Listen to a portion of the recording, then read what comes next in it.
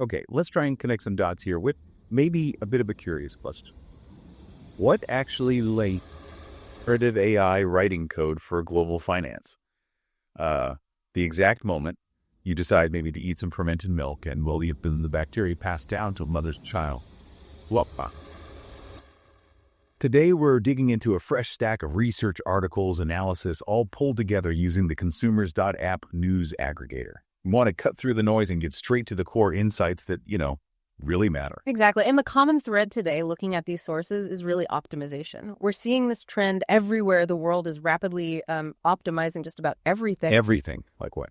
From high-frequency trading algorithms to, believe it or not, soil chemistry for better composting, right down to your own personal biology. Okay. So today we'll unpack how these trends are shaping finance, our environment, what's on our plates, and even our fundamental biology. That's quite a range. Yeah. So we're starting big with AI and finance, looking at insights from Finextra. Then moving to consumer goods, sustainability, diet that draws on Business Line, NDTV, and HuffPost. Mm-hmm. And finally, we get really personal with maternal health science from News Medical. Should be fascinating. Let's dive in. Let's do it. So starting where the money is, right? This analysis talks about an AI tsunami. Now, based on the Finextra sources, we hear generative AI all the time. It feels like a bit of a buzzword. Yeah. But how fundamentally is it really changing the business of money? Oh, it's far more than a buzzword. It's not just, tweaking things around the edges. It's more like building a completely new foundation. Generative AI, specifically these deep generative models, right? They are fundamentally revolutionizing economic paradigms. Think about their ability to create novel synthetic data. This isn't just predicting, it's creating. Creating data. How does that help? Well, it lets financial institutions automate entire cycles, designing new products, optimizing risk models, finding innovative trading strategies. It's a huge leap from AI that just describes or predicts to AI that generates possibilities. Oh, okay. And that's what's driving this new AI-driven economic era. It has potentially profound global impacts, especially in capital markets. Wow. Okay, so it's a powerful engine. Where are we seeing it deployed right now? Is it just like super fast trading floors? No, it's much broader than that, and actually quite relevant to the consumer. Think fraud detection AI is constantly scanning transaction patterns in real time, way faster than humans can. Okay, that makes sense. It's also changing credit assessments, using vast amounts of data that older models just couldn't handle, and probably the most visible place is customer service. The chatbots. We've all interacted with those, but surely it's more sophisticated now. Oh, much more. It's not just a glorified FAQ anymore. AI uses advanced machine learning, natural language processing. Yeah. It can deliver really personalized experiences. So? Well, virtual assistants and chatbots can now handle quite complex queries, drastically cut down wait times, and, importantly, they can scale support almost instantly during peak times. It's about efficiency, yes, but also using AI to better understand and serve you, the individual customer. Optimization applied to interaction. Okay, huge efficiency gains, I get that. But what's for, say, someone listening who works in finance or a related field? The analysis mentions job market shifts. Big ones. Yes, that's the unavoidable consequence, really. When you automate routine tasks, data entry, basic compliance checks, standard reporting across a whole sector, well, some job displacement is inevitable. Right. The analysis suggests that while those jobs might decrease, it's simultaneously creating significant demand in brand new areas. Such as? AI development itself, data engineering, people who can actually integrate these complex AI systems into the existing financial infrastructure that requires some serious technical skill. So it's less a net loss of jobs, maybe, and more a shift. A loss of old jobs requiring people to reskill, get these advanced tech skills just to stay relevant. Precisely. But it raises other big questions. Like trust. If these AI systems are deciding who gets a loan or assessing risk, how do we know they're fair? How do we trust a black box? Exactly. That takes us right into the ethical and regulatory challenges. These models can be incredibly complex, almost opaque. The big hurdle, according to the sources, is ensuring transparency. Can we understand why the AI made a certain decision? And fairness. Accountability. All crucial. Plus, protecting user data and privacy. These aren't optional extras when AI becomes the backbone of finance. So the question for you as an investor or just as a consumer is, how comfortable are you with systems you can't fully see inside managing your money or your access to it? What guarantees do you demand? That's a heavy question. One that's definitely going to shape policy and tech development for years. Okay, Let's pivot. Let's take that idea of optimization from, abstract digital money to physical things, commodities, the environment, Okay. from the digital tsunami to something tangible.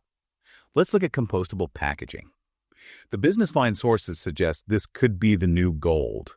Is that hype, or is there something to it? Well, economically, it certainly represents a potential shift in value, but environmentally, the benefits are pretty clear. Compostable packaging directly reduces landfill waste. Less stuff buried in the ground. Right. And crucially, it cuts down on methane emissions.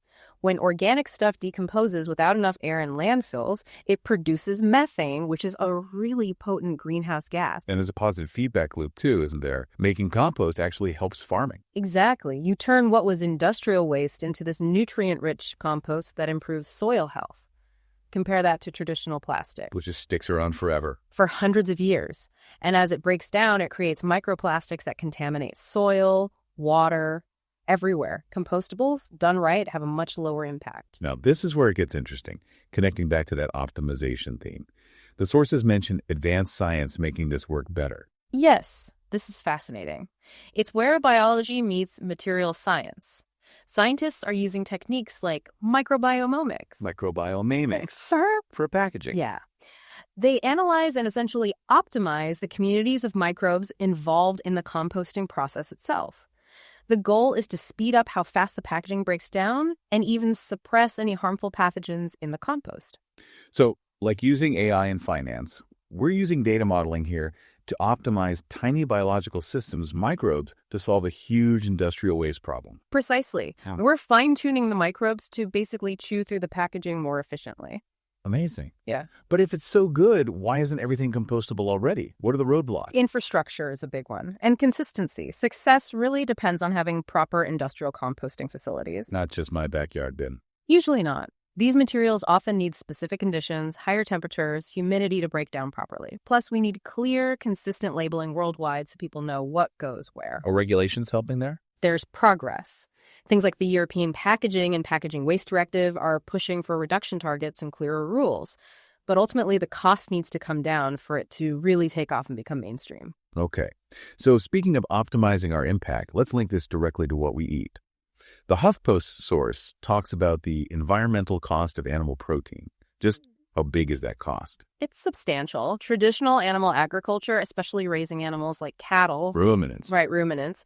It's a major source of environmental strain. We're talking significant greenhouse gas emissions, especially methane from their digestive processes and enteric fermentation. Okay. But it's also biodiversity loss, huge land use, massive water consumption. If we're serious about tackling climate change, finding more efficient protein sources is critical. And beyond the planet, what about personal health? For someone listening who eats a lot of animal protein. Well, the research links excessive intake. Notice the word excessive to higher risks of cardiovascular disease, certain types of cancer, kidney issues. So that pushes us towards alternatives. It certainly encourages exploring them. Plant-based options are evolving rapidly, but the sources also mention things like legumes, algae, even insects showing real promise in early studies for supporting growth effectively and being much more sustainable. It's a definite trend towards a more optimized diet balancing health and environment. Okay, final shift now. From industrial optimization down to the very personal biological level. Let's start with something relatable. Eating curds. The indie TV source tackles that old myth about eating it at night. What's the actual science? Yeah, that myth persists, doesn't it? The specific idea that eating it at night causes colds or indigestion, well, there's limited direct scientific evidence for that timing effect. This is more about the curd itself. Exactly. Let's focus on what curd is. Whether it's from cow, goat, sheep milk, it's packed with nutrients, high in protein, good fats, calcium. And the key thing is the probiotics, right? For gut health. Absolutely. It's naturally probiotic, which helps foster a healthy gut microbiome, aiding digestion. And here's something often missed. The fermentation process actually makes certain nutrients more available to your body. Like what?